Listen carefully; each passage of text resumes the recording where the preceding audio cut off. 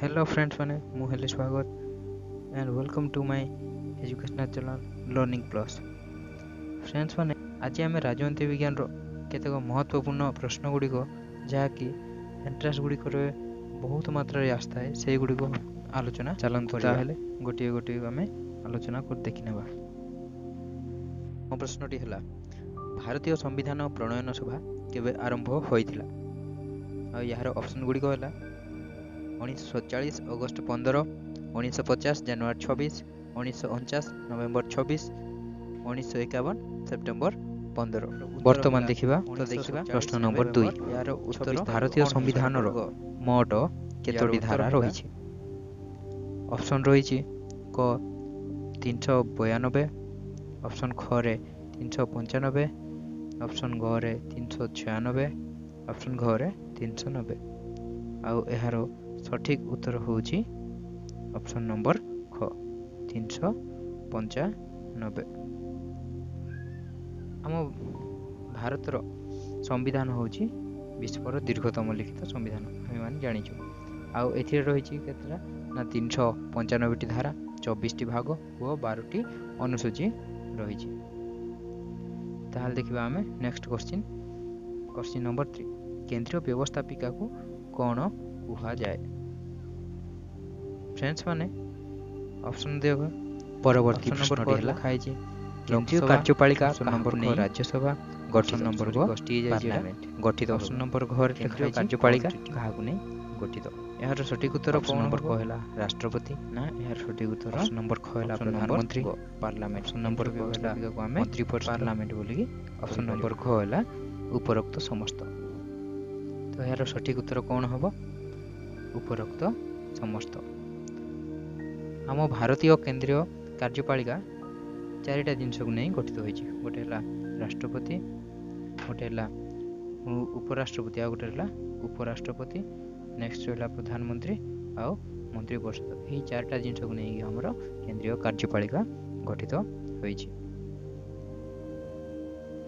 परवर्ती क्वेश्चन है प्रधानमंत्री को किए नियुक्ति करथांती। ऑप्शन नंबर क है सुप्रीम कोर्ट विचारपति, ऑप्शन नंबर ख है राज्यपाल, ऑप्शन नंबर क है राष्ट्रपति और ऑप्शन नंबर ख है हाईकोर्ट विचारपति। वो यार सठिक उत्तर कौन हम प्रधानमंत्री को किए नियुक्ति करथांती ना राष्ट्रपति प्रधानमंत्री को नियुक्ति करिथांती। नेक्स्ट क्वेश्चन नंबर 6 देखिबा राष्ट्रपति मुख्य परामर्शदाता भाव में किए परिचित अटे। आम भारत राष्ट्रपति मुख्य परामर्शदाता भाव में किए परिचित अटे। ऑप्शन नंबर कहला उपराष्ट्रपति, ऑप्शन नंबर कहला प्रधानमंत्री, ऑप्शन नंबर कहला राज्यपाल और ऑप्शन नंबर कहला मंत्री परिषद। वो यार सठिक उत्तर कौन हम प्रधानमंत्री। राष्ट्रपति मुख्य परामर्शदाता भाव में किए परिचित प्रधानमंत्री। यह सहित प्रधानमंत्री से देशर नेता भाव में परिचित आ मंत्रिमंडल नेता सरकार मुख्य प्रवक्ता और विभिन्न परिषदर अध्यक्ष भाव में प्रधानमंत्री परिचित अटे। वर्तमान परवर्ती क्वेश्चन है क्वेश्चन नंबर 7 राज्य कार्यपालिका काहाकु नहीं गठित। वो यार ऑप्शन क है मुख्यमंत्री, राज्यपाल, ऑप्शन नंबर क मंत्रिमंडल और ऑप्शन नंबर घ है उपरोक्त समस्त। यार सठिक उत्तर कौन हम ना राज्य कार्यपालिका नहीं गठित उपरोक्त समस्त को नहीं गठित। मुख्यमंत्री, राज्यपाल, मंत्रिमंडल को नहीं गठित। राज्य स्तर में शासन परिचालन यही कार्यपालिका को गठन कर मन रखिथ। राज्य स्तर जिते सब कार्यगुड़ी परिचालन हम से ठीक भाव में परिचालन करने कार्यपालिका को गठन कर।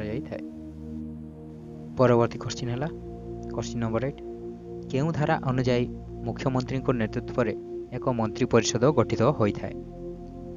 यार ऑप्शन दिखाई ऑप्शन नंबर क रे 160, ऑप्शन नंबर ख रे 163, ऑप्शन नंबर ग रे 161 और ऑप्शन नंबर घ रे 164। वो यार सठिक उत्तर कौन हम ऑप्शन नंबर ख केउं धारा अनुजाई मुख्यमंत्री नेतृत्व में मंत्री परिषद गठन होता है।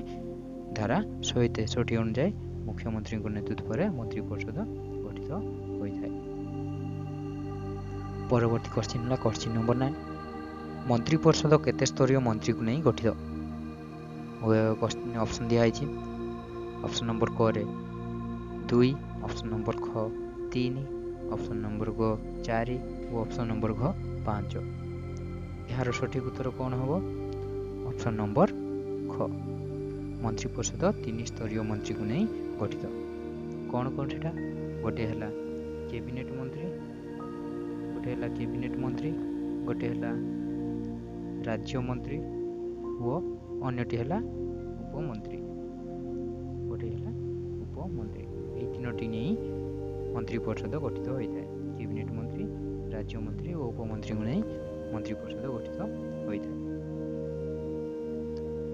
परवर्ती क्वेश्चन है क्वेश्चन नंबर 10 राज्य शासन कर्णधार भाव किए परिचित राज्य शासन कर्णधार भाव किए परिचित यार क्वेश्चन ऑप्शन गुड़ी को दिखाई ऑप्शन नंबर क रे राज्यपाल ऑप्शन नंबर ख रे मुख्यमंत्री ऑप्शन नंबर क रे प्रधानमंत्री और ऑप्शन नंबर घ रे राष्ट्रपति और यार सठिक उत्तर कौन हम मुख्यमंत्री राज्य शासन कर्णधार भाव में मुख्यमंत्री परिचित अटे से मंत्री परिषदर मुख्य ये मुख्यमंत्री मंत्री परिषद मुख्य आउ राज्य शासन कर्णधार भाव में जानी था।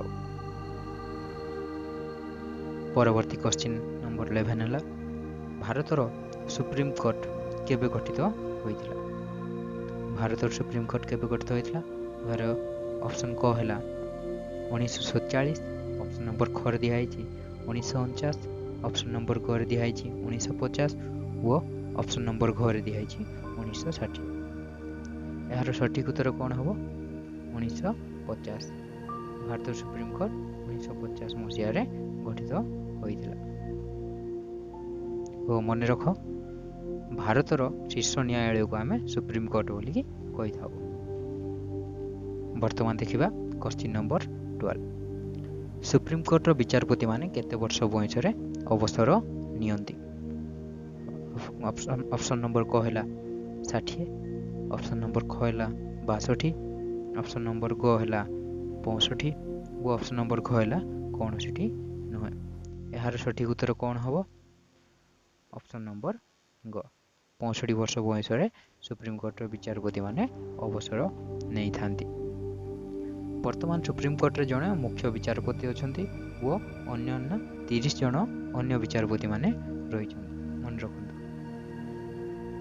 वर्तमान देखिबा क्वेश्चन नंबर 13 केउ संवैधानिक धारा अनुसार प्रत्येक राज्य रे हाई कोर्ट रहिबो ऑप्शन दिया है ऑप्शन नंबर क रे 212 ऑप्शन नंबर ख रे 214 ऑप्शन नंबर ग रे 160 और ऑप्शन नंबर घ रे 61 वो यार सठिक उत्तर कौन हम ऑप्शन नंबर ख धारा 214 अनुसार प्रत्येक राज्य रे हाईकोर्ट रहिबार व्यवस्था रही।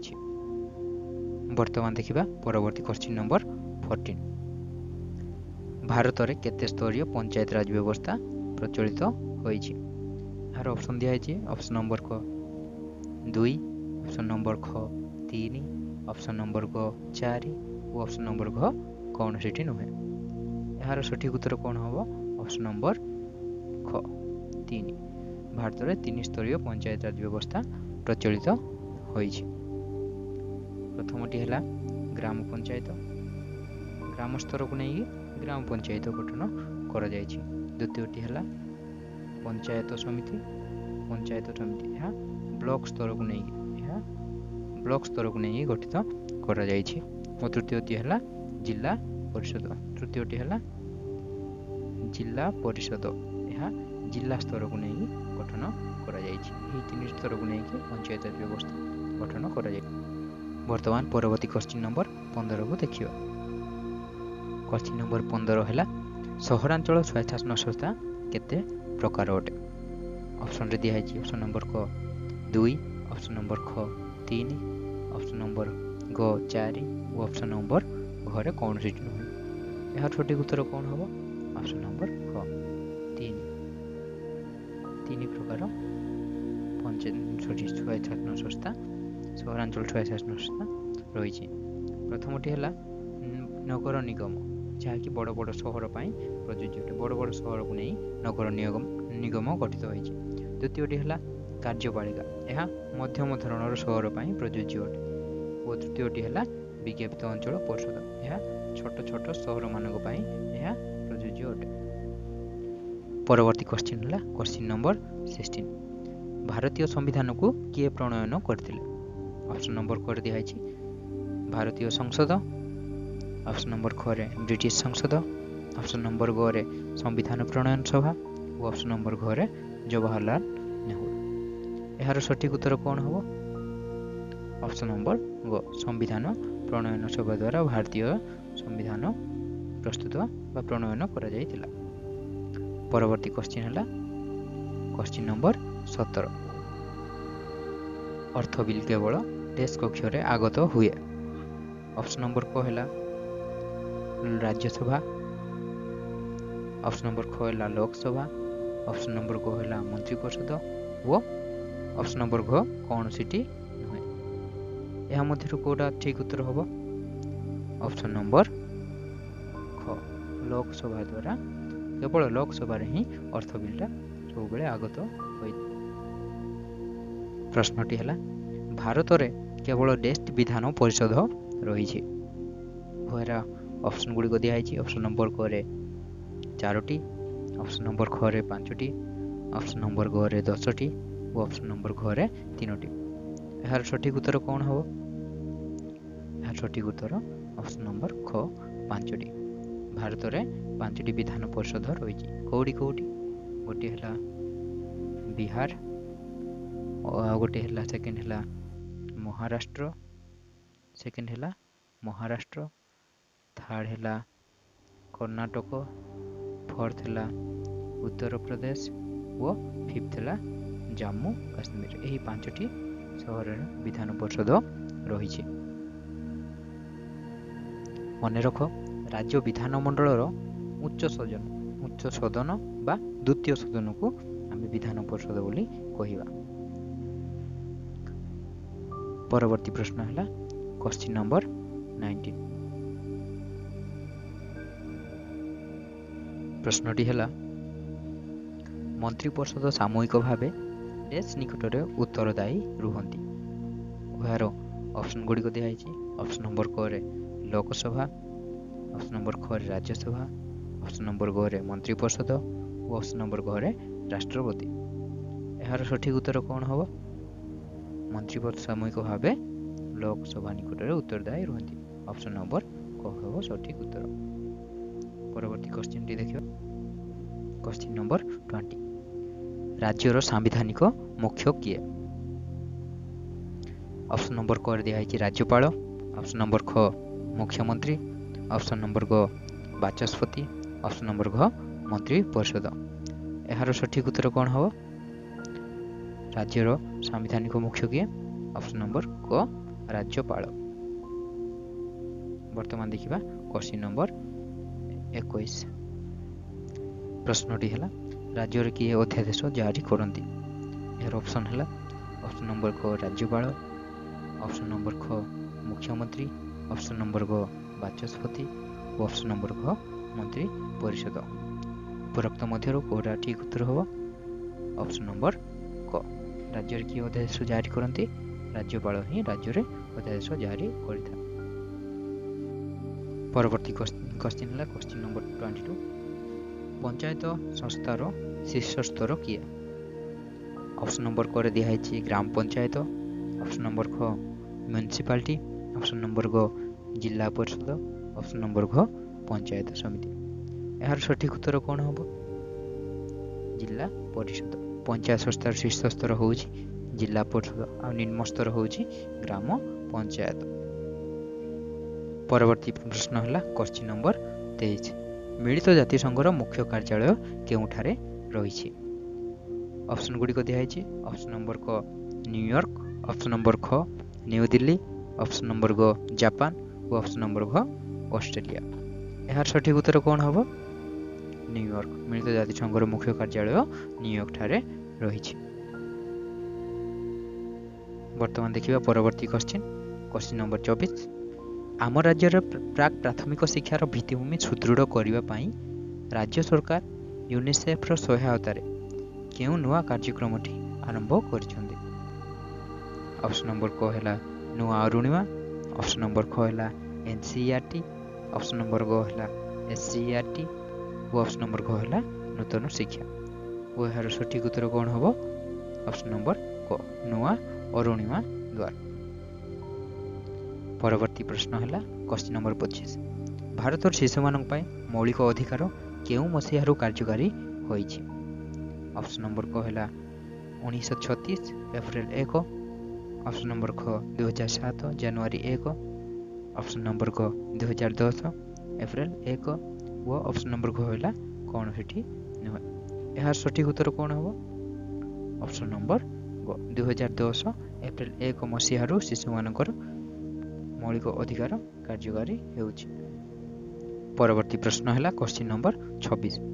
ଭାରତର ସମ୍ବିଧାନର ଡେସ୍ ଧାରା ଅନୁଯାୟୀ କେନ୍ଦ୍ରରେ ଏକ ବିଧାନମଣ୍ଡଳ ରହିବାର ବ୍ୟବସ୍ଥା ରହିଛି?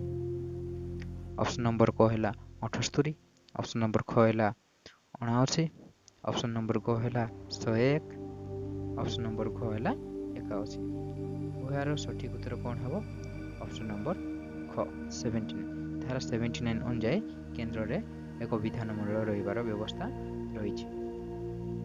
ପରବର୍ତ୍ତୀ ପ୍ରଶ୍ନ ହେଲା କ୍ୱେଶ୍ଚିନ୍ ନମ୍ବର 27। ରାଜ୍ୟସଭା ସଦସ୍ୟମାନଙ୍କର କାର୍ଯ୍ୟକାଳ କେତେ ବର୍ଷ ଅଟେ? ମନେ ରଖ ରାଜ୍ୟସଭା ସଦସ୍ୟମାନଙ୍କର କାର୍ଯ୍ୟକାଳ। ଅପସନ୍ ନମ୍ବର କ ରେ ଦିଆହେଇଛି 5 ବର୍ଷ, ଅପସନ୍ ନମ୍ବର ଖ ରେ ଦିଆହେଇଛି 6 ବର୍ଷ, ଅପସନ୍ ନମ୍ବର ଗ ରେ ଦିଆହେଇଛି 25 ବର୍ଷ ଓ ଅପସନ୍ ନମ୍ବର ଘ ରେ 30 ବର୍ଷ। ଏହାର ସଠିକ ଉତ୍ତର କ'ଣ ହେବ? ଅପସନ୍ ନମ୍ବର ଖ 6 ବର୍ଷ। ରାଜ୍ୟସଭା ସଦସ୍ୟମାନଙ୍କ କାର୍ଯ୍ୟକାଳ 6 ବର୍ଷ ଓ ଲୋକସଭାର ସଦସ୍ୟମାନଙ୍କ କାର୍ଯ୍ୟକାଳ 5 ବର୍ଷ ହୋଇଥାଏ। ବର୍ତ୍ତମାନ ପରବର୍ତ୍ତୀ ପ୍ରଶ୍ନ ହେଲା କ୍ୱେଶ୍ଚିନ୍ ନମ୍ବର 28। ନିମ୍ନଲିଖିତ ସଭାଗୁଡ଼ିକ ମଧ୍ୟରୁ କେଉଁଟି ଏକ ସ୍ଥାୟୀ ସଭା ଅଟେ? ଅପସନ୍ କ ହେଲା ଲୋକସଭା, ଅପସନ୍ ଖ ହେଲା ରାଜ୍ୟସଭା, ଅପସନ୍ ଗ ହେଲା ଉଭୟ କ ଓ ଖ, ଅପସନ୍ ଘ ହେଲା କୌଣସିଟି ନୁହେଁ। ଏହା ସଠିକ ଉତ୍ତର କ'ଣ ହେବ? ଅପସନ୍ ନମ୍ବର ଖ ରାଜ୍ୟସଭା ଏକ ସ୍ଥାୟୀ ସଭା ଅଟେ। ପରବର୍ତ୍ତୀ ପ୍ରଶ୍ନ ହେଲା କ୍ୱେଶ୍ଚିନ୍ ନମ୍ବର 29। ରାଜ୍ୟସଭାର ଅଧ୍ୟକ୍ଷ କିଏ ଅଟେ? ଅପସନ୍ କ ହେଲା ରାଷ୍ଟ୍ରପତି, ଅପସନ୍ ଖ ହେଲା ଉପରାଷ୍ଟ୍ରପତି, ଅପସନ୍ ଗ ହେଲା ବାଚସ୍ପତି ଓ ଅପସନ୍ ଘ ହେଲା ରାଜ୍ୟପାଳ। ଏହା ସଠିକ ଉତ୍ତର କ'ଣ ହେବ? ଅପସନ୍ ନମ୍ବର ଖ ରାଜ୍ୟସଭାର ଅଧ୍ୟକ୍ଷ ହେଉଛନ୍ତି ଉପରାଷ୍ଟ୍ରପତି। ପରବର୍ତ୍ତୀ ପ୍ରଶ୍ନ ହେଲା କ୍ୱେଶ୍ଚିନ୍ ନମ୍ବର 30। ରାଜ୍ୟସଭାର ଅଧିବେଶନ ବର୍ଷକୁ ଅନ୍ୟାନ୍ୟ ଡେସ୍ ଥର ବସିଥାଏ? ଅପସନ୍ କ ହେଲା ଗୋଟିଏ ଥର, ଅପସନ୍ ନମ୍ବର ଖ ହେଲା 2 ଥର, ଅପସନ୍ ନମ୍ବର ଗ ହେଲା 5 ଥର ଓ ଅପସନ୍ ନମ୍ବର ଘ ହେଲା 3 ଥର। ଏହାର ସଠିକ ଉତ୍ତର କ'ଣ ହେବ? ଅପସନ୍ ନମ୍ବର ଖ ରାଜ୍ୟସଭାର ଅଧିବେଶନ ବର୍ଷକୁ 2 ଥର ବସିଥାଏ। ବର୍ତ୍ତମାନ ପରବର୍ତ୍ତୀ ପ୍ରଶ୍ନଟି ହେଲା ପ୍ରଶ୍ନ ନମ୍ବର 31। ରାଷ୍ଟ୍ରପତି ସମ୍ବିଧାନର ଡେସ୍ ଧାରା ଅନୁଯାୟୀ ଜରୁରୀକାଳୀନ ପରିସ୍ଥିତି ଘୋଷଣା କରିଥାନ୍ତି?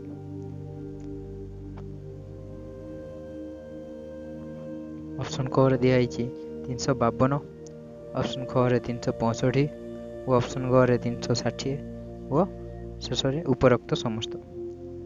ଏହାର ସଠିକ ଉତ୍ତର ଅପସନ୍ ନମ୍ବର ଉପରୋକ୍ତ ସମସ୍ତ। 352 ଧାରା ଅନୁଯାୟୀ ରାଷ୍ଟ୍ରପତି ଜାତୀୟ ଜରୁରୀ ପରିସ୍ଥିତି ସମୟରେ ଏହା ଲାଗୁ ହୋଇଥାଏ। ଆଉ 365 ଅନୁଯାୟୀ ଏହା ରାଜ୍ୟର ସାମ୍ବିଧାନିକ ସଙ୍କଟଜନକ ପରିସ୍ଥିତିରେ ଏହା ଜରୁରୀକାଳୀନ ପରିସ୍ଥିତି ଘୋଷଣା କରାଯାଇଥାଏ। ଓ ଅନ୍ୟଟି ହେଲା 360 ଧାରା। ଏହି ଧାରା ଅନୁସାରେ ଆର୍ଥିକ ଜରୁରୀ ପରିସ୍ଥିତି ସମୟରେ ଏହା ଲାଗୁ କରାଯାଇଥାଏ। ଏହିଭଳି ଭାବରେ ଉପରୋକ୍ତ 3ଟି ଜାତୀୟ ଜରୁରୀ ପରିସ୍ଥିତିରେ ରାଷ୍ଟ୍ରପତି ଘୋଷଣା କରିଥାନ୍ତି। ପରବର୍ତ୍ତୀ ପ୍ରଶ୍ନଟି ହେଲା ପ୍ରଶ୍ନ ନମ୍ବର 32। ଯଦି କେହି ରାଜ୍ୟସଭାର ସଦସ୍ୟ ଡେସ୍ ଦିନ ପର୍ଯ୍ୟନ୍ତ ସଂସଦରେ ଅନୁପସ୍ଥିତ ରୁହନ୍ତି ତେବେ ତାଙ୍କ ସଦସ୍ୟ ପଦ ଲୋପ କରାଯାଏ। ଅର୍ଥାତ୍ ଯଦି ଜଣେ ରାଜ୍ୟସଭା ସଦସ୍ୟ କେତେ ଦିନ ପର୍ଯ୍ୟନ୍ତ ସଂସଦରେ ଯଦି ଅନୁପସ୍ଥିତ ରହିବ ତାହେଲେ ତାଙ୍କ ସଦସ୍ୟ ପଦ ଲୋପ ହୋଇଯାଏ।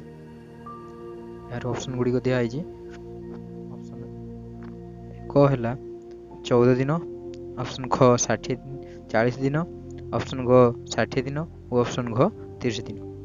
ଏହାର ସଠିକ ଉତ୍ତର ହେବ ଅପସନ୍ ଗ 60 ଦିନ। 60 ଦିନ ପର୍ଯ୍ୟନ୍ତ ଯଦି ଜଣେ ରାଜ୍ୟସଭାର ସଦସ୍ୟ ଅନୁପସ୍ଥିତ ରୁହନ୍ତି ତାହେଲେ ତାଙ୍କର ସଦସ୍ୟ ପଦ ଲୋପ କରାଯାଏ। ପରବର୍ତ୍ତୀ ପ୍ରଶ୍ନଟି ହେଲା ପ୍ରଶ୍ନ ନମ୍ବର 33। କେଉଁ ସଭାକୁ ସଂସଦର ନିମ୍ନ ସଦନ କୁହାଯାଏ? ଅପସନରେ ଦିଆଯାଇଛି ଅପସନ୍ କ ଲୋକସଭା, ଖ ରାଜ୍ୟସଭା, ଗ ଉଭୟ କ ଓ ଖ, ଘ ଉପରୋକ୍ତ କୌଣସି ନୁହେଁ। ଏହା ସଠିକ ଉତ୍ତରଟି ହେବ ଅପସନ୍ କ ଲୋକସଭାକୁ ସଂସଦର ନିମ୍ନ ସଦନ କୁହାଯାଏ। ପରବର୍ତ୍ତୀ ପ୍ରଶ୍ନଟି ହେଲା ପ୍ରଶ୍ନ ନମ୍ବର 34। ସମ୍ବିଧାନର କେଉଁ ଧାରା ଅନୁଯାୟୀ ଲୋକସଭାର ସଦସ୍ୟ ସଂଖ୍ୟା ସ୍ଥିର କରାଯାଏ? ଅପସନରେ ଦିଆଯାଇଛି ଅପସନ୍ ନମ୍ବର 79, ଅପସନ୍ ନମ୍ବର ଖ ରେ 80, ଅପସନ୍ ନମ୍ବର ଘ ରେ 81 ଓ ଅପସନ୍ ନମ୍ବର ଘ ରେ 101।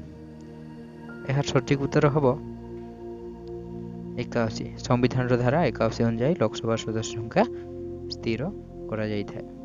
ପରବର୍ତ୍ତୀ ପ୍ରଶ୍ନଟି ହେଲା ଲୋକସଭାର ସଦସ୍ୟ ହେବା ପାଇଁ ଜଣେ ବ୍ୟକ୍ତିଙ୍କୁ କେତେ ବୟସ ହୋଇଥିବା ଆବଶ୍ୟକ? ଲୋକସଭାରେ ସଦସ୍ୟ ହେବା ପାଇଁ ଅପସନରେ ଦିଆଯାଇଛି ଅପସନ୍ ନମ୍ବର କ 30, ଅପସନ୍ ନମ୍ବର ଖ 18, ଅପସନ୍ ନମ୍ବର ଗ 25 ଓ ଅପସନ୍ ନମ୍ବର ଘ 35। ଏହା ସଠିକ ଉତ୍ତରଟି ହେବ ଅପସନ୍ ନମ୍ବର ଗ 25। ଜଣେ ଲୋକସଭାର ସଦସ୍ୟ ହେବା ପାଇଁ ସେ ବ୍ୟକ୍ତିଙ୍କୁ 25 ବର୍ଷ ହୋଇଥିବା ଆବଶ୍ୟକ ଓ ରାଜ୍ୟସଭାର ସଦସ୍ୟ ଯଦି ହେବାକୁ ଇଚ୍ଛୁକ ସେ ବ୍ୟକ୍ତିଙ୍କୁ ତାହେଲେ ତାଙ୍କୁ 30 ବର୍ଷ ହୋଇଥିବା ଆବଶ୍ୟକ। ଆଉ ଜଣେ ରାଷ୍ଟ୍ରପତି ହେବା ପାଇଁ ତାଙ୍କର ସର୍ବନିମ୍ନ ବୟସ 35 ହୋଇଥିବା ଆବଶ୍ୟକ ଅଟେ। ପରବର୍ତ୍ତୀ ପ୍ରଶ୍ନଟି ହେଲା ସମ୍ବିଧାନର ଡ୍ୟାସ୍ ଧାରା ଅନୁଯାୟୀ ଲୋକସଭାର କାର୍ଯ୍ୟକାଳ 5 ବର୍ଷ ହୋଇଥାଏ। ଅପସନଟି ହେଲା କ 80, ଖ 81, ଗ 82 ଓ ଘ 83। ଏହା ସଠିକ ଉତ୍ତରଟି ହେବ ଘ 83। ସମ୍ବିଧାନର 83 ଧାରା ଅନୁଯାୟୀ ଲୋକସଭାର କାର୍ଯ୍ୟକାଳ 5 ବର୍ଷ ହୋଇଥାଏ। ପରବର୍ତ୍ତୀ ପ୍ରଶ୍ନଟି ହେଲା ପ୍ରଶ୍ନ ନମ୍ବର 36। ଲୋକସଭାର ଅଧ୍ୟକ୍ଷଙ୍କୁ ଡ୍ୟାସ୍ କୁହାଯାଏ? ଅପସନଟି ହେଲା କ ରାଷ୍ଟ୍ରପତି, ଖ ଉପରାଷ୍ଟ୍ରପତି, ଗ ବାଚସ୍ପତି ଓ ଘ ରାଜ୍ୟପାଳ। ଏହାର ସଠିକ ଉତ୍ତରଟି ହେଲା ଅପସନ୍ ନମ୍ବର ଗ ବାଚସ୍ପତି। ପରବର୍ତ୍ତୀ ପ୍ରଶ୍ନଟି ହେଲା ପ୍ରଶ୍ନ ନମ୍ବର 38। ଲୋକସଭାର ସମସ୍ତ ସଦସ୍ୟ ବାଚସ୍ପତିଙ୍କୁ ଡ୍ୟାସ୍ ବୋଲି ସମ୍ବୋଧନ କରନ୍ତି? ଅପସନ୍ ନମ୍ବର କ ରେ ଦିଆହେଇଛି ମାନ୍ୟବର, ଖ ରେ ମୁଖ୍ୟ, ଗ ରେ ମାର୍ଗଦର୍ଶକ ଓ ଘ ରେ କୌଣସିଟି ନୁହେଁ। ତ ଏହାର ସଠିକ ଉତ୍ତରଟି କ'ଣ ହେବ? ଲୋକସଭାର ସମସ୍ତ ସଦସ୍ୟ ବାଚସ୍ପତିଙ୍କୁ ଅପସନ୍ ନମ୍ବର କ ମାନ୍ୟବର ବୋଲି ସମ୍ବୋଧନ କରିଥାନ୍ତି। ପରବର୍ତ୍ତୀ ପ୍ରଶ୍ନଟି ହେଲା ବାଚସ୍ପତିଙ୍କର କାର୍ଯ୍ୟକାଳ କେତେ ବର୍ଷ ଅଟେ? ଅପସନ୍ ନମ୍ବର କ ରେ ଦିଆହେଇଛି 10 ବର୍ଷ, ଅପସନ୍ ନମ୍ବର ଖ 6 ବର୍ଷ, ଅପସନ୍ ନମ୍ବର ଗ 1 ବର୍ଷ ଓ ଘ 5 ବର୍ଷ। ଏହାର ସଠିକ ଉତ୍ତରଟି ହେବ ଅପସନ୍ ନମ୍ବର ଘ 5 ବର୍ଷ। ପରବର୍ତ୍ତୀ ପ୍ରଶ୍ନଟି ହେଲା ପ୍ରଶ୍ନ ନମ୍ବର 40। ସଂସଦର ଅଧିକ କ୍ଷମତା ସମ୍ପନ୍ନ ସଦନ କୋଉଟା ହେଉଛି? ନିମ୍ନଲିଖିତ ମଧ୍ୟରୁ ସଂସଦର କ୍ଷମତା ସମ୍ପନ୍ନ ସଦନ କୋଉଠି? ଅପସନ୍ କ ରେ ରାଜ୍ୟସଭା, ଅପସନ୍ ଖ ରେ ଲୋକସଭା, ଅପସନ୍ ଗ ରେ ବିଧାନସଭା ଓ ଅପସନ୍ ଘ ରେ ମନ୍ତ୍ରୀ ପରିଷଦ। ଏହାର ସଠିକ ଉତ୍ତରଟି ହେବ ଲୋକସଭା। ଲୋକସଭା ସଂସଦର ଅଧିକ କ୍ଷମତା ସମ୍ପନ୍ନ ସଦନ ଅଟେ। ପରବର୍ତ୍ତୀ ପ୍ରଶ୍ନଟି ହେଲା ମିଳିତ ଜାତିସଂଘ କେବେ ପ୍ରତିଷ୍ଠା କରାଯାଇଥିଲା? ଅପସନ୍ କ ରେ 1950 ଜାନୁଆରୀ 24, ଅପସନ୍ ଖ 1945 ନଭେମ୍ବର 26, ଅପସନ୍ ଗ 1947 ମାର୍ଚ୍ଚ 1 ଓ ଅପସନ୍ ଘ 1945 ଅକ୍ଟୋବର 24। ଏଥିମଧ୍ୟରୁ ସଠିକ ଉତ୍ତରଟି ହେଲା 1945 ଅକ୍ଟୋବର 24 ତାରିଖ ଦିନ ମିଳିତ ଜାତିସଂଘ ପ୍ରତିଷ୍ଠା କରାଯାଇଥିଲା। ପରବର୍ତ୍ତୀ ପ୍ରଶ୍ନ ହେଲା ଆମ ଓଡ଼ିଶାରେ କେତେ ଗୋଟି ପୌର ସଂସ୍ଥା ରହିଛି? ଅପସନ୍ କ ରେ 29, ଅପସନ୍ ଖ 30, ଅପସନ୍ ଗ 31, ଅପସନ୍ ଘ 78। ଏହାର ସଠିକ ଉତ୍ତରଟି ହେବ ଅପସନ୍ କ 29। ଆମ ଓଡ଼ିଶାରେ 29 ଗୋଟି ପୌର ସଂସ୍ଥା ରହିଛି। ପରବର୍ତ୍ତୀ ପ୍ରଶ୍ନଟି ହେଲା ପ୍ରଶ୍ନ ନମ୍ବର 44। କେଉଁ ମସିହା ଠାରୁ ଚେୟାରମ୍ୟାନ୍, ଭାଇସ୍ ଚେୟାରମ୍ୟାନ୍ ଓ ଅତିରିକ୍ତ ଚେୟାରମ୍ୟାନ୍ ପଦବୀ ଗୁଡ଼ିକ ନିର୍ବାଚନ କାଉନସିଲରମାନଙ୍କ ଦ୍ୱାରା ବଛା ଯାଇଛି? କେଉଁ ମସିହା ଠାରୁ ଏସବୁ ଆରମ୍ଭ ହୋଇଛି? ଅପସନ୍ କରେ 1981, ଅପସନ୍ ଖ 1982, ଅପସନ୍ ଘ 1983 ଓ ଅପସନ୍ ଘ 1984। ଏହାର ସଠିକ୍ ଉତ୍ତରଟି ହେଲା ଅପସନ୍ ଘ 1984 ମସିହାରେ ଚେୟାରମ୍ୟାନ୍, ଭାଇସ୍ ଚେୟାରମ୍ୟାନ୍ ଓ ଅତିରିକ୍ତ ଚେୟାରମ୍ୟାନ୍ ପଦଗୁଡ଼ିକ କାଉନସିଲରମାନଙ୍କ ଦ୍ୱାରା ବଛା ଯାଇଛି। ପରବର୍ତ୍ତୀ ପ୍ରଶ୍ନଟି ହେଲା ପ୍ରଶ୍ନ ନମ୍ବର 45। ରାଜ୍ୟ ସରକାର ଓ ନଗରପାଳିକା ମଧ୍ୟରେ କିଏ ଯୋଗସୂତ୍ର ରକ୍ଷା କରନ୍ତି? କାହା ଭିତରେ ରାଜ୍ୟ ସରକାର ଓ ନଗରପାଳିକା ମଧ୍ୟରେ କିଏ ଯୋଗସୂତ୍ର ରକ୍ଷା କରନ୍ତି? ଅପସନ୍ କରେ ଦିଆଯାଇଛି କାର୍ଯ୍ୟନିର୍ବାହୀ ଅଧିକାରୀ, ଭାଇସ୍ ଚେୟାରମ୍ୟାନ୍, ଅପସନ୍ ଘରେ କାଉନସିଲର ଓ କର୍ପୋରେଟର। ତ ଏହାର ସଠିକ୍ ଉତ୍ତରଟି ହେବ କାର୍ଯ୍ୟନିର୍ବାହୀ ଅଧିକାରୀ। ଏହା ସଠିକ୍ ଉତ୍ତରଟି ହେବ କାର୍ଯ୍ୟନିର୍ବାହୀ ଅଧିକାରୀ। କାର୍ଯ୍ୟନିର୍ବାହୀ ଅଧିକାରୀଙ୍କ ଦ୍ୱାରା ରାଜ୍ୟ ସରକାର ଓ ନଗରପାଳିକା ମଧ୍ୟରେ ଯୋଗସୂତ୍ର ରକ୍ଷା କରାଯାଇଥାଏ। ପରବର୍ତ୍ତୀ ପ୍ରଶ୍ନଟି ହେଲା ନଗରପାଳିକା ପରିଷଦର କାର୍ଯ୍ୟକାଳ କେତେ ବର୍ଷ? ଅପସନ୍ କ 10 ବର୍ଷ, ଅପସନ୍ ଖ 6 ବର୍ଷ, ଅପସନ୍ ଘ 1 ବର୍ଷ ଓ ଅପସନ୍ ଘ 5 ବର୍ଷ। ଏହାର ସଠିକ୍ ଉତ୍ତରଟି ହେଲା ଅପସନ୍ ଘ 5 ବର୍ଷ। 5 ବର୍ଷ ପର୍ଯ୍ୟନ୍ତ ନଗରପାଳିକାମାନଙ୍କ କାର୍ଯ୍ୟକାଳ ରହିଥାଏ। ପରବର୍ତ୍ତୀ ପ୍ରଶ୍ନଟି ହେଲା ଜିଲ୍ଲା ପରିଷଦର ମୁଖ୍ୟଙ୍କୁ କ'ଣ କୁହାଯାଏ?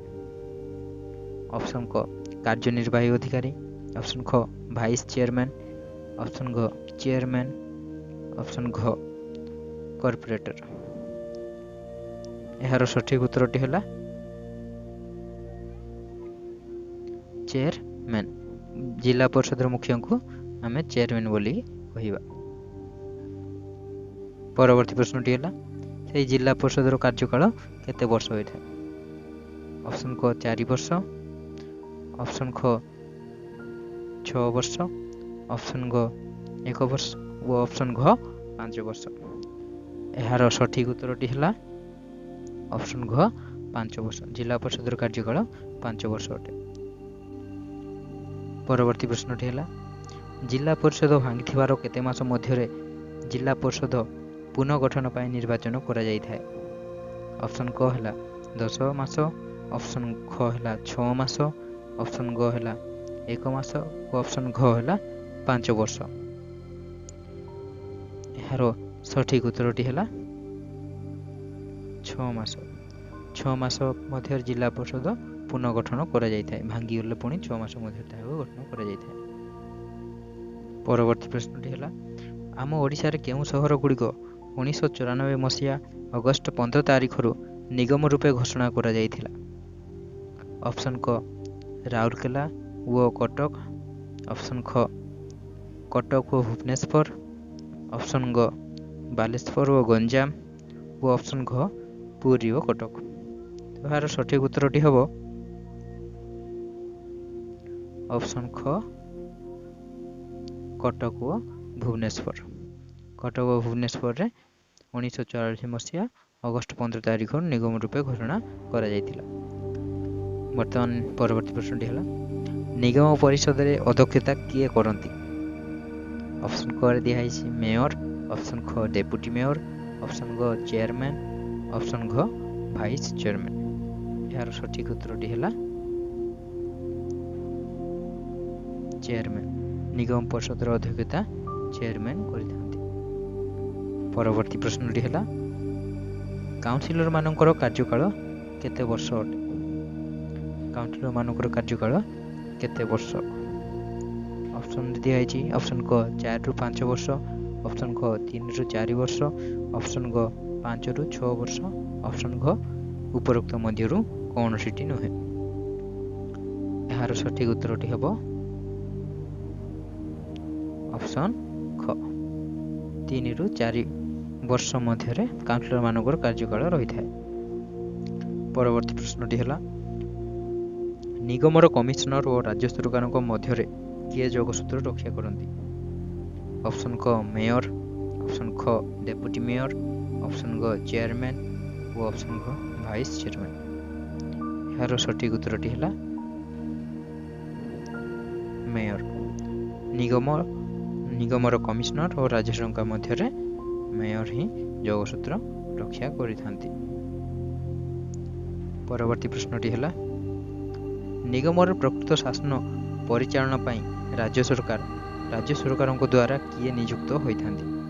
निगमर प्रकृत शासन पाई किए राज्य सरकार द्वारा नियुक्ति होइथांती? ऑप्शन दिखाई मेयर, डेप्यूटी मेयर, चेयरमैन वो कमिशनर बा कार्यपालिका। यार सठिक उत्तरटी हम ऑप्शन नंबर घ कमिशनर बा कार्यपालिका। परवर्ती प्रश्नटी है केते मसीहारे ओडिशा रे जिला परिषद गठित होइथिला? ऑप्शन नंबर क दिखाई 1945, 1961, 1936 और 1948। तो यार सठिक उत्तरटी हम ऑप्शन नंबर बी 1961 मसीह ओडिशा जिला परिषद गठित होइथिला। वर्तमान परवर्ती प्रश्नटी है जिला परिषद बैठक प्रति वर्ष अति कम केते थर बसी थाए?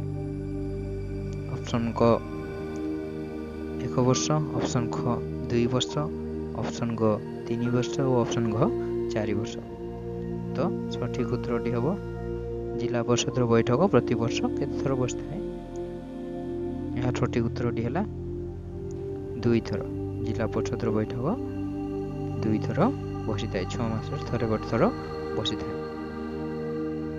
परवर्ती प्रश्नटी है जिला परिषद बैठक किए आह्वान करथांती? जिला परिषद बैठक किए आह्वान करथांती? ऑप्शन क मेयर, ऑप्शन ख सभापति, ऑप्शन ग चेयरमैन और ऑप्शन ग कमिशनर बा कार्यपालिका। यार सठिक उत्तरटी है ऑप्शन ख सभापति। सभापति कौन करती? जिला परिषद बैठक आह्वान करिथांती। परवर्ती प्रश्नटी है जिला परिषद अध्यक्ष निर्वाचन केते दिन मध्य जड़े उपाध्यक्ष निर्वाचन पाई बैठक डाकिथांती? ऑप्शन 10 दिन, ऑप्शन ख 15 दिन, ऑप्शन ग 25 दिन और ऑप्शन घ 30 दिन। यार सठिक उत्तरटी है ऑप्शन घ 30 दिन में जिला परिषद अध्यक्ष निर्वाचन पर उपाध्यक्ष पाई बैठक डाकिथांती। परवर्ती प्रश्नटी है प्रत्येक पंचायत समितिर ग्रामांचल केते स्थान महिला संरक्षित अटे? ऑप्शन क 1/3, ख 1/4, ऑप्शन घ 1/5 और ऑप्शन घ उपरोक्त मध्य कौन नुहे? यह सठिक उत्तरटी है ऑप्शन क 1/3 स्थान महिला संरक्षित रही है। परवर्ती प्रश्नटी है पंचायत समितिर बैठक में किए आह्वान बा सभापतित्व करथांती? ऑप्शन मेयर, सरपंच, चेयरमैन वो कमिशनर बा कार्यपालिका। तो यार सठिक उत्तरटी है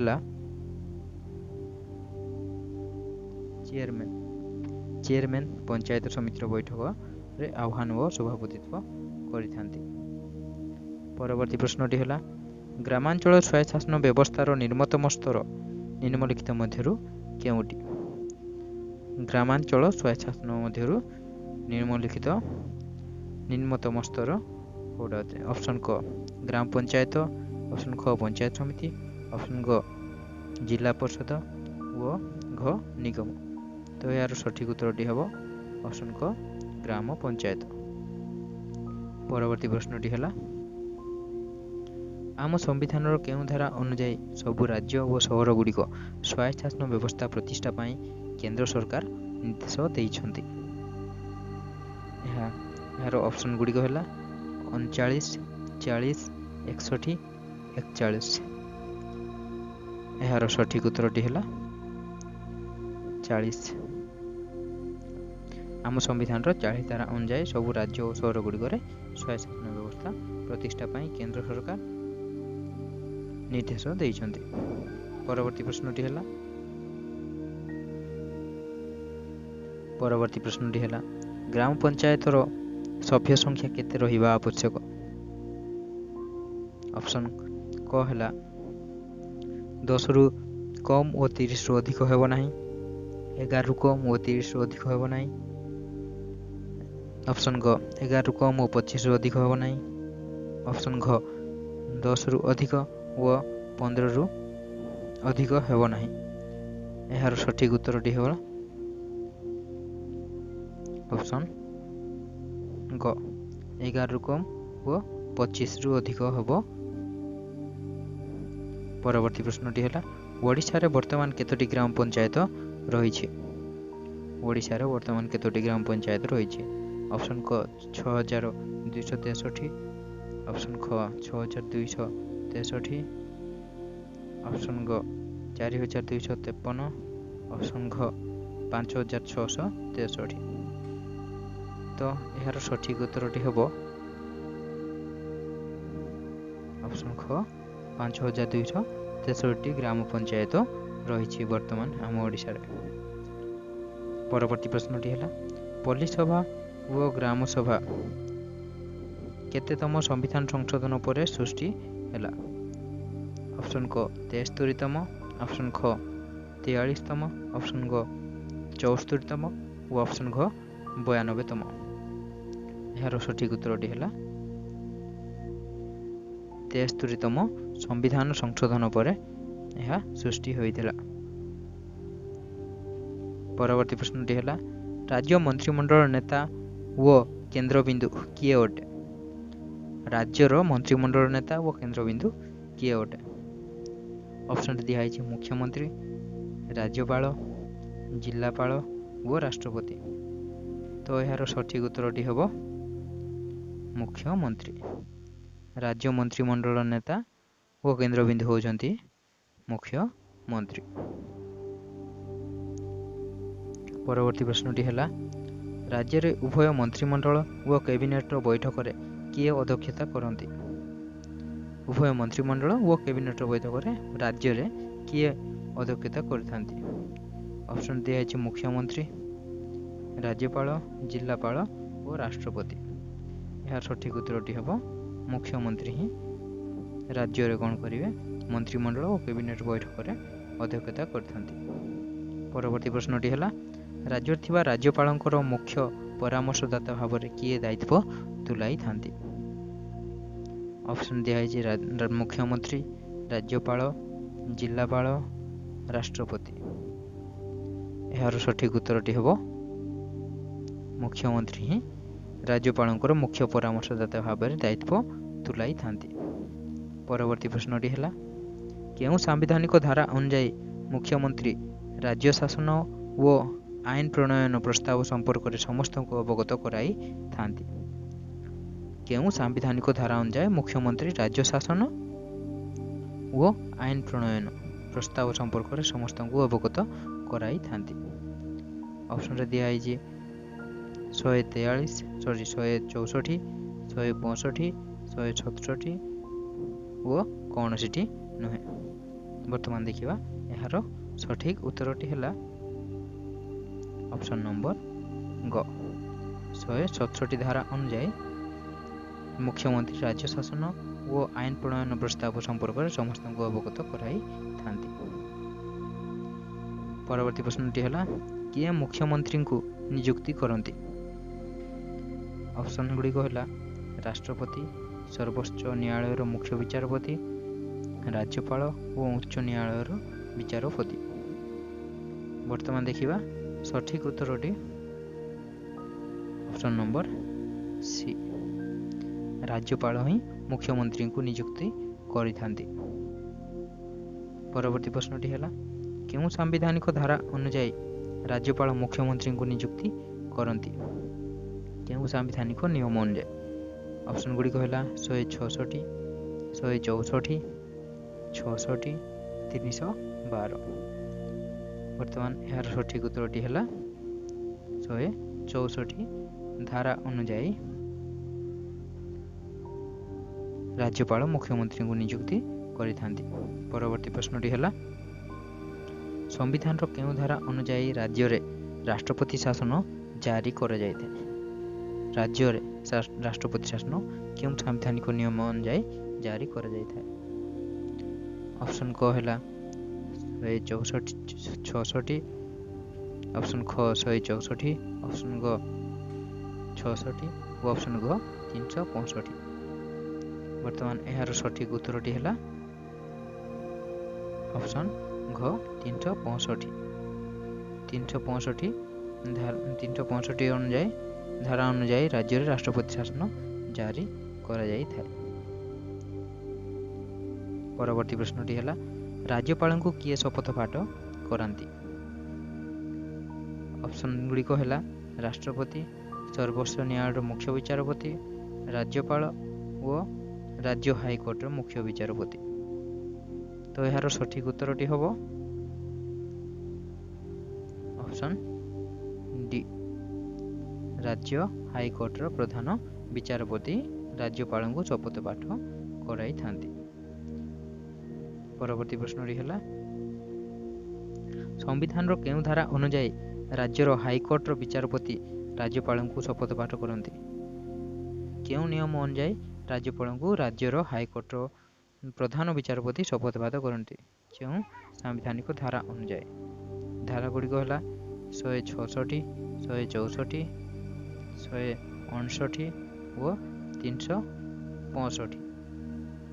तो यार सठिक उत्तरटी है 159 धारा अनुଯାयी राज्य हाईकोर्ट प्रधान विचारपति राज्यपाल को शपथ पाठ कराई थांती।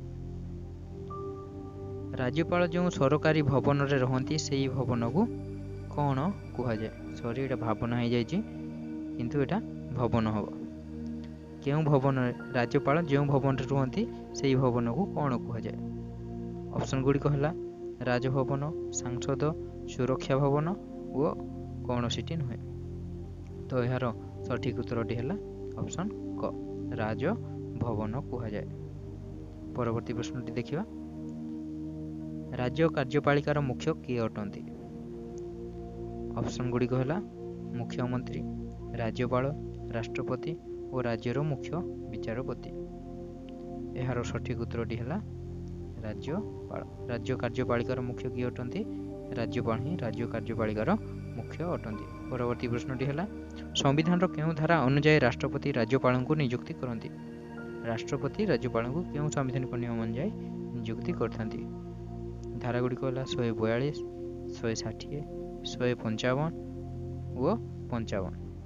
तो यार सठिक उत्तरटी है 155 धारा अनुଯାयी राष्ट्रपति राज्यपाल को नियुक्ति करती। परवर्ती प्रश्नटी है संविधान केउं धारा अनुଯାयी राज्यपाल राज्य व्यवस्थापिकार अविच्छेद्य अंग अटे। धारा गुड़िक है 168 178 161 कौन सीटी नुहे। तो यार सठिक उत्तरटी है 168 धारा अनुଯାयी राज्यपाल राज्य व्यवस्थापिकार गोटे अविच्छेद्य अंग हो रही है।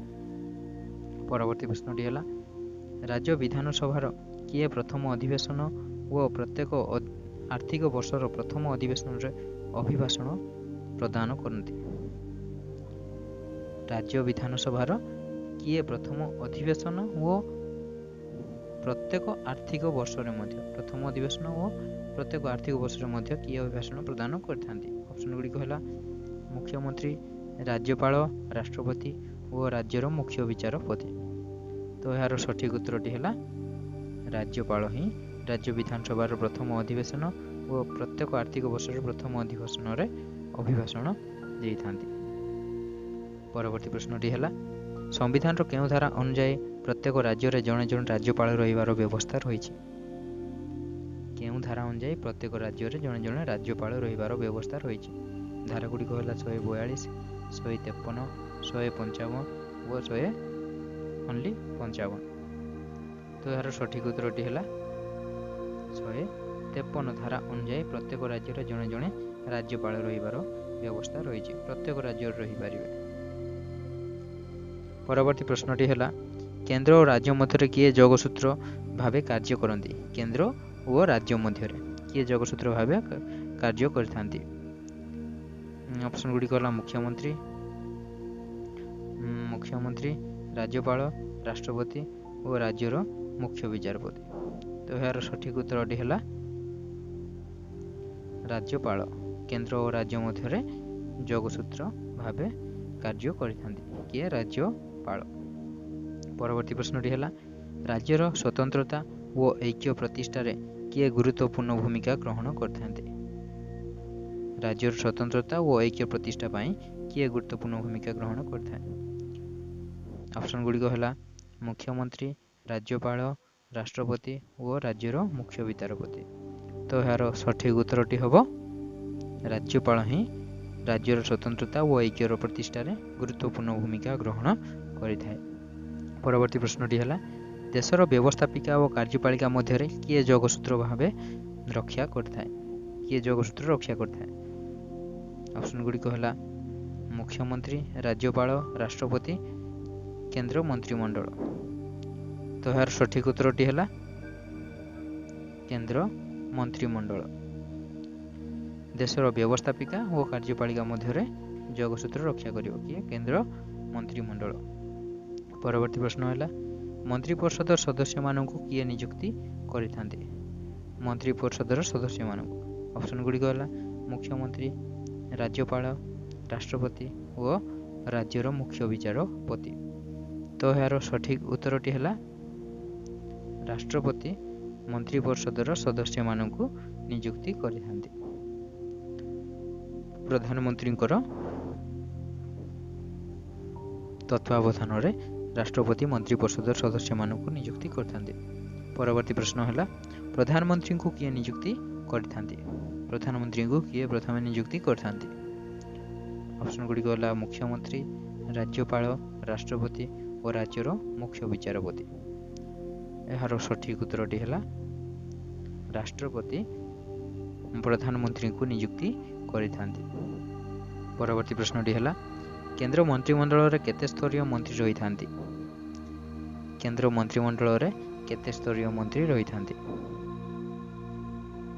ପରବର୍ତ୍ତୀ ପ୍ରଶ୍ନଟି ହେଲା କେନ୍ଦ୍ର ମନ୍ତ୍ରିମଣ୍ଡଳରେ କେତେ ସ୍ତରୀୟ ମନ୍ତ୍ରୀ ରହିଥାନ୍ତି? ଅପସନ୍ ଗୁଡ଼ିକ ହେଲା 2, 3, 4, 6। ତ ଏହାର ସଠିକ ଉତ୍ତରଟି ହେଲା ଅପସନ୍ ବି 3 ସ୍ତରୀୟ ମନ୍ତ୍ରୀ ରହିଥାନ୍ତି। କେନ୍ଦ୍ର ମନ୍ତ୍ରିମଣ୍ଡଳରେ 3 ସ୍ତରୀୟ ମନ୍ତ୍ରୀ ରହିଥାନ୍ତି। କେନ୍ଦ୍ର ମନ୍ତ୍ରିମଣ୍ଡଳରେ 3 ସ୍ତରୀୟ ମନ୍ତ୍ରୀ ରହିଥାନ୍ତି। ସେମାନେ ହେଲେ କ୍ୟାବିନେଟ ମନ୍ତ୍ରୀ, ରାଷ୍ଟ୍ରମନ୍ତ୍ରୀ ଓ ଉପମନ୍ତ୍ରୀ। ଏହି 3 ସ୍ତରୀୟ ମନ୍ତ୍ରୀମାନେ କେନ୍ଦ୍ର ମନ୍ତ୍ରିମଣ୍ଡଳରେ ରହିଥାନ୍ତି। ପରବର୍ତ୍ତୀ ପ୍ରଶ୍ନଟି ହେଲା ମନ୍ତ୍ରିପରିଷଦର ଆକାର ଲୋକ ସଂଖ୍ୟା ମୋଟ ସଭ୍ୟ ସଂଖ୍ୟାର ଶତକଡ଼ା କେତେ ଭାଗରୁ ଅଧିକ ହେବ ନାହିଁ? ପ୍ରଶ୍ନଟି ହେଲା ମନ୍ତ୍ରିପରିଷଦର ଆକାର ଲୋକ ସଂଖ୍ୟା ମୋଟ ସଭ୍ୟ ସଂଖ୍ୟାର ଶତକଡ଼ା କେତେ ଭାଗରୁ ଅଧିକ ହେବ ନାହିଁ? ଅପସନ୍ ଗୁଡ଼ିକ ହେଲା 15 ଭାଗ, 11 ଭାଗ, 25 ଭାଗ ଓ 5 ଭାଗ। ତ ଏହାର ସଠିକ ଉତ୍ତରଟି ହେଲା 15 ଭାଗରୁ ଅଧିକ ହେବ ନାହିଁ। ପରବର୍ତ୍ତୀ ପ୍ରଶ୍ନଟି ହେଲା ଦେଶର ଦୈନନ୍ଦିନ ପ୍ରଶାସନିକ କାର୍ଯ୍ୟ କାହା ଦ୍ୱାରା ପରିଚାଳିତ ହୁଏ? ଦୈନନ୍ଦିନ ପ୍ରଶାସନିକ କାର୍ଯ୍ୟ କାହା ଦ୍ୱାରା ପରିଚାଳିତ ହୋଇଥାଏ? ଅପସନ୍ ଗୁଡ଼ିକ ହେଲା ମନ୍ତ୍ରିମଣ୍ଡଳ, ରାଜ୍ୟପାଳ, ରାଷ୍ଟ୍ରପତି ଓ ରାଜ୍ୟର ମୁଖ୍ୟ ବିଚାରପତି। ଏହାର ସଠିକ ଉତ୍ତରଟି ହେଲା ମନ୍ତ୍ରିମଣ୍ଡଳ ଦ୍ୱାରା ଦେଶର ଦୈନନ୍ଦିନ ପ୍ରଶାସନିକ କାର୍ଯ୍ୟ ପରିଚାଳିତ ହୋଇଥାଏ। ପରବର୍ତ୍ତୀ ପ୍ରଶ୍ନଟି ହେଲା ସମ୍ବିଧାନର କେଉଁ ଧାରା ଅନୁଯାୟୀ ରାଷ୍ଟ୍ରପତି ଶାସନର ସୁପରିଚାଳନା ପାଇଁ ମନ୍ତ୍ରିମଣ୍ଡଳ ସଦସ୍ୟମାନଙ୍କ ସହ ପରାମର୍ଶ କରନ୍ତି? କେଉଁ ଧାରା ଅନୁଯାୟୀ? ଧାରା 43(1), 24(1), 73(1) ଓ 74 ଧାରା। ତ ଏହାର ସଠିକ ଉତ୍ତରଟି ହେଲା 24(1) ଧାରା ଅନୁଯାୟୀ ରାଷ୍ଟ୍ରପତି ଶାସନର ସୁପରିଚାଳନା ପାଇଁ ମନ୍ତ୍ରିମଣ୍ଡଳ ସଦସ୍ୟମାନଙ୍କ ସହ ପରାମର୍ଶ କରିଥାନ୍ତି।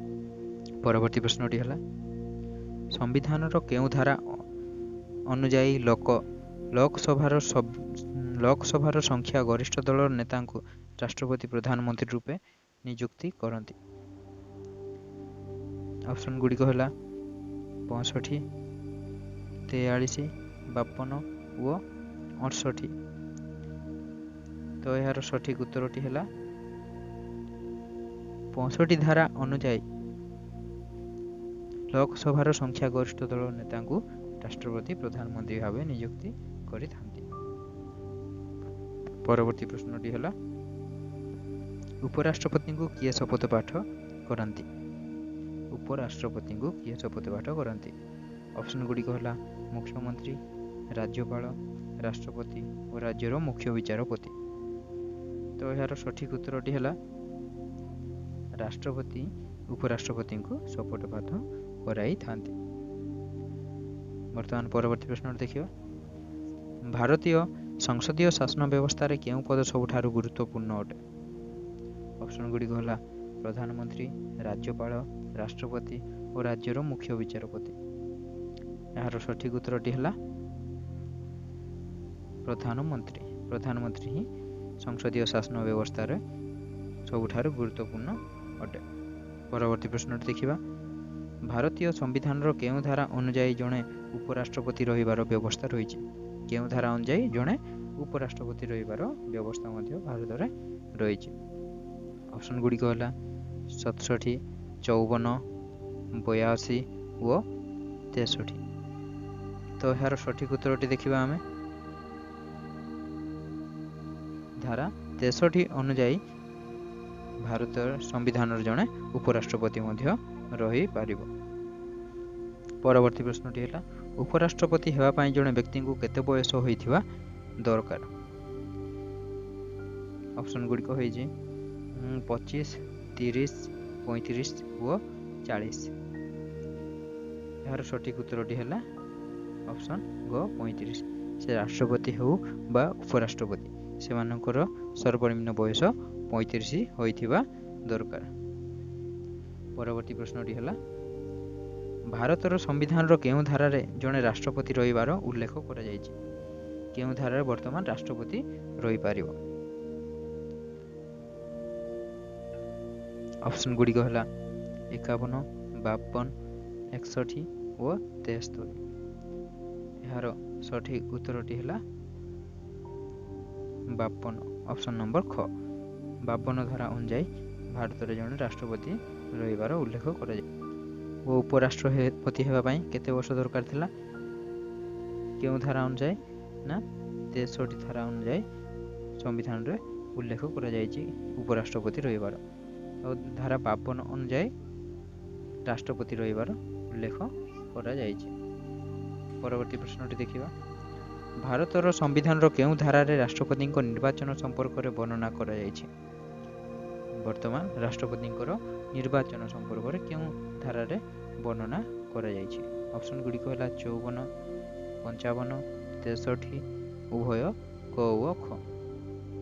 ତାହେଲେ ଦେଖିବା ଏହାର ସଠିକ ଉତ୍ତରଟି ହେଲା ଉଭୟ କ ଓ କ। 54 ଓ 55 ଧାରାରେ ରାଷ୍ଟ୍ରପତିଙ୍କର ନିର୍ବାଚନ ସମ୍ପର୍କରେ ବର୍ଣ୍ଣନା କରାଯାଇଛି। ପରବର୍ତ୍ତୀ ପ୍ରଶ୍ନଟି ହେଲା ରାଷ୍ଟ୍ରପତି କିଭଳି ଭାବରେ ନିର୍ବାଚିତ ହୋଇଥାନ୍ତି? ରାଷ୍ଟ୍ରପତି କିଭଳି ଭାବରେ ନିର୍ବାଚିତ ହୁଅନ୍ତି? ଅପସନ୍ କ ପରୋକ୍ଷ ଭାବେ, ଅପସନ୍ ଖ ପ୍ରତ୍ୟକ୍ଷ ଭାବେ, ଅପସନ୍ ଗ ଉଭୟ କ ଓ ଖ, ଅପସନ୍ ଘ କୌଣସିଟି ନୁହେଁ। ତ ଏହାର ସଠିକ ଉତ୍ତରଟି ହେଲା ଅପସନ୍ ଗ ଉଭୟ କ ଓ ଗ। ଅର୍ଥାତ୍ ପରୋକ୍ଷ ଓ ପ୍ରତ୍ୟକ୍ଷ ଭାବରେ ରାଷ୍ଟ୍ରପତି ନିର୍ବାଚିତ ହୁଅନ୍ତି। କିଭଳି ଭାବେ? ନା ଭାରତର ଜନସାଧାରଣମାନଙ୍କ ଦ୍ୱାରା ସେ ପରୋକ୍ଷ ଭାବେ ନିର୍ବାଚିତ ହୁଅନ୍ତି ଓ ସେ ନିର୍ବାଚନ ମଣ୍ଡଳୀର ଅର୍ଥାତ୍ ପ୍ରତ୍ୟକ୍ଷ ଭାବେ ଏକ ନିର୍ବାଚନ ମଣ୍ଡଳୀ ଦ୍ୱାରା ନିର୍ବାଚିତ ହୁଅନ୍ତି, ଯାହାକୁ କି ଆମେ ଇଲେକ୍ଟ୍ରାଲ କଲେଜ କହିବା। ରାଷ୍ଟ୍ରପତି ଯେଉଁ ପରୋକ୍ଷ ଓ ପ୍ରତ୍ୟକ୍ଷ ଭାବେ ନିର୍ବାଚିତ ହୁଏ ତାହାକୁ ଇଲେକ୍ଟ୍ରାଲ କଲେଜ ବୋଲିକି କହିବା ଆମେ। ପରବର୍ତ୍ତୀ ପ୍ରଶ୍ନଟି ହେଲା ରାଷ୍ଟ୍ରପତିଙ୍କୁ କିଏ ଶପଥ ପାଠ କରାଇଥାନ୍ତି? ରାଷ୍ଟ୍ରପତିଙ୍କୁ ଅପସନ୍ କ ପ୍ରଧାନମନ୍ତ୍ରୀ, ରାଜ୍ୟପାଳ ଓ ଉଚ୍ଚ ନ୍ୟାୟାଳୟର प्रधान विचारपति और राज्यर मुख्य विचारपति एई मध्यरु किए राष्ट्रपति को शपथ पाठ कराती। तो यार सठिक उत्तरटी है उच्च न्यायालय प्रधान विचारपति राष्ट्रपति को शपथ पाठ कराई थांती। परवर्ती प्रश्नटी है संविधान केउं धारा अनुसार राष्ट्रपति एकाधिक बार राष्ट्रपति हेबार कौन सी प्रतिबंधक ना जो राष्ट्रपति एकाधिक बार जो राष्ट्रपति हो पार क्यों सांविधानिक धारा अनुसार धारा गुड़िक है 52, 54, 56 और 62। तो यार सठिक उत्तरटी हम सांविधानिक धारा 56 अनुसार जड़े राष्ट्रपति एकाधिक बार राष्ट्रपति हो पार। परवर्ती प्रश्नटी है राष्ट्रपति कार्यकाल केते वर्ष अटे। ऑप्शन गुड़िक है 10 वर्ष, 6 वर्ष, 5 वर्ष, 2 वर्ष। एही मध्यरु सठिक उत्तरटी है 5 वर्ष जो राष्ट्रपति कार्यकाल 5 वर्ष अटे। परवर्ती प्रश्नटी है भारत सर्वोच्च पदवी निम्नलिखित मध्यरु केउटी भारत सर्वोच्च पदवी अटे। प्रधानमंत्री, राज्यपाल, राष्ट्रपति ना राज्यर मुख्य विचारपति एगुड़िक मध्य किए सर्वोच्च पदवी अटे। यार सठिक उत्तरटी है प्रधानमंत्री भारतर सर्वोच्च पदवी रहती। परवर्ती प्रश्नटी है राज्य विधानमंडल उच्च सदन बा द्वितीय सदन को कौन कहुए। राज्य विधानमंडल उच्च सदन बा द्वितीय सदन को कौन कहुए। ऑप्शन है विधानसभा, विधान परिषद, मंत्रिमंडल और कौन सीटी नुहे। तो यार सठिक उत्तरटी है विधान परिषद कहुए। राज्य विधानमंडल उच्च सदन बा द्वितीय सदन को विधान परिषद कहुए। परवर्ती प्रश्नटी है भारत में मोट केतोटी विधान परिषद रही। भारत में मोट केतोटी विधान परिषद रही। ऑप्शन गुड़िक है 147, 5, 25, 78। तो यार सठिक उत्तरटी है 5टी विधान परिषद रही। भारत में 5टी विधान परिषद रही। से 5टी है बिहार, महाराष्ट्र, गोटे है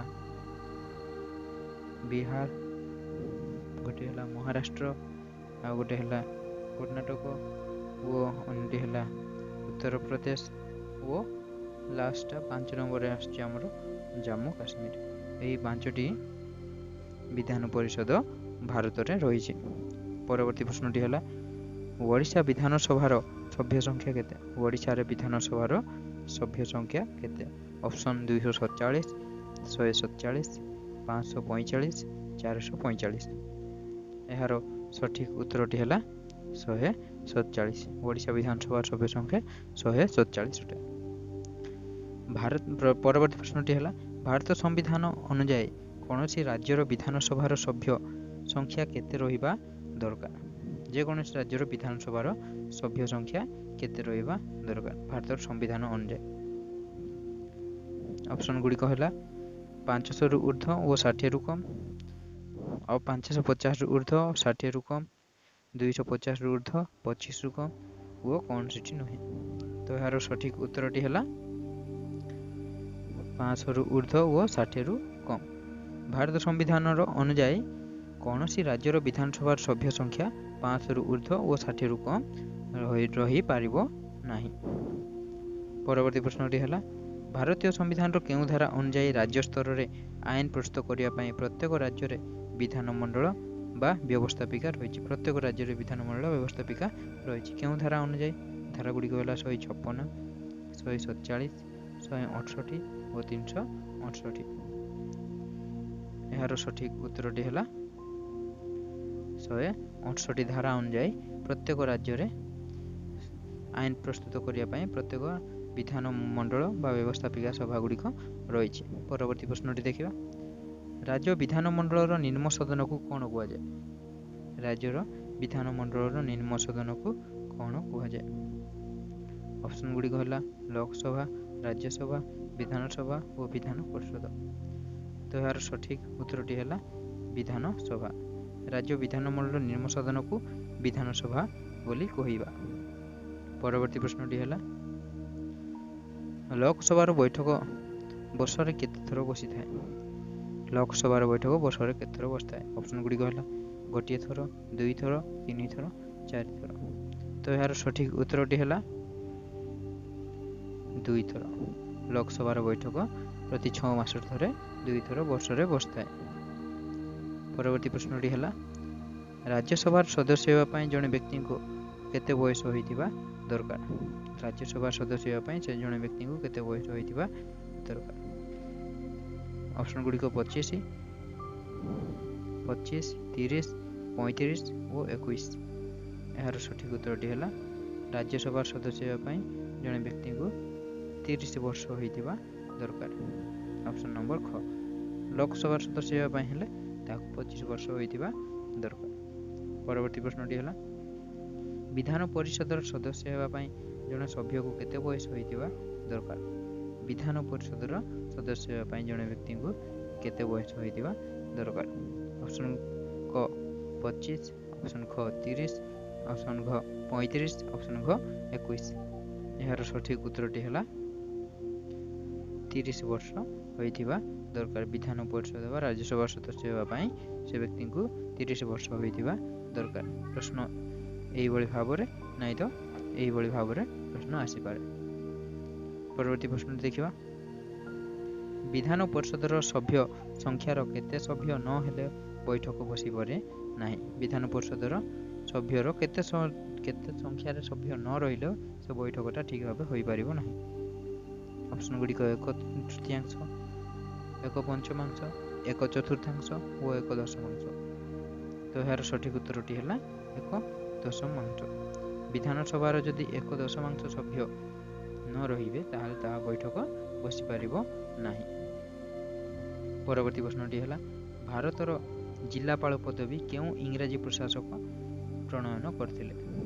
ଅପସନ୍ ଗୁଡ଼ିକ ହେଲା Robert Clive, Warren Hastings, Lord Dalhousie ଓ ଲର୍ଡ ରିପନ୍। ତ ଏହାର ସଠିକ ଉତ୍ତରଟି ହେଲା ୱାରେନ୍ ହେଷ୍ଟିଙ୍ଗସ୍ 1972 ମସିହାରେ ଜିଲ୍ଲାପାଳ ପଦବୀ ପ୍ରଣୟନ କରିଥିଲେ।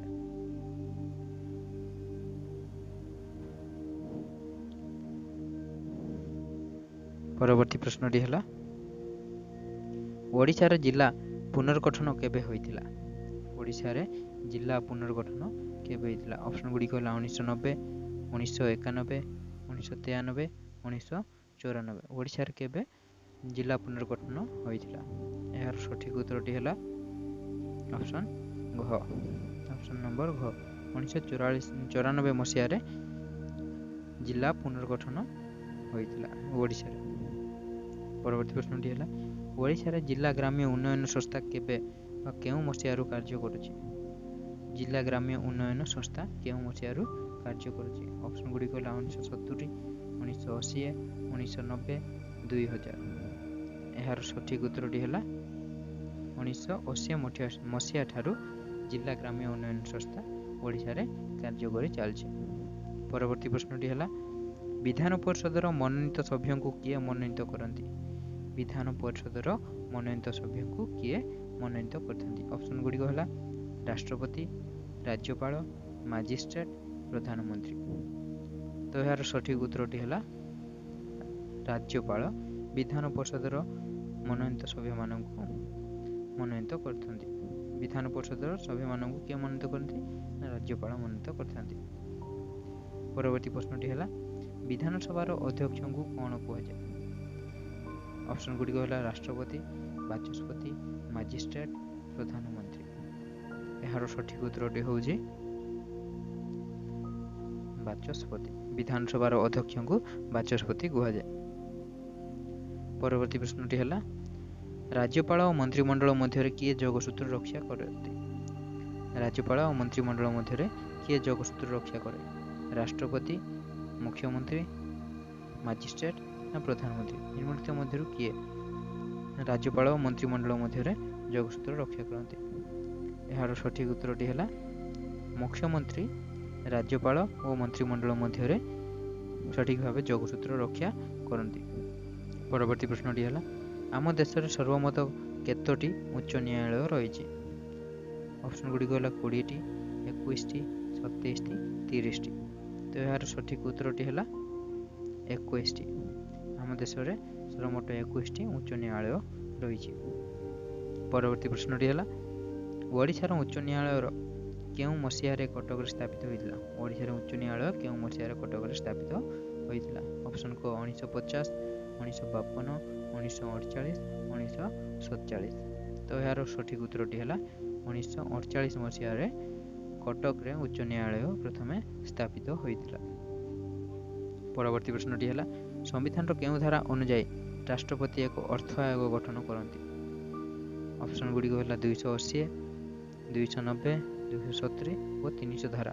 केउं धारा अनुଯାयी राष्ट्रपति अर्थ आयोग गठन करती। यार सठिक उत्तरटी है 280 धारा अनुଯାयी राष्ट्रपति एक अर्थ आयोग गठन कर रखि था। परवर्ती प्रश्नटी है केउं देशर व्यवस्थापिका सर्वप्राचीन व्यवस्थापिका अटे। केउं देशर व्यवस्थापिका सर्वप्राचीन अटे।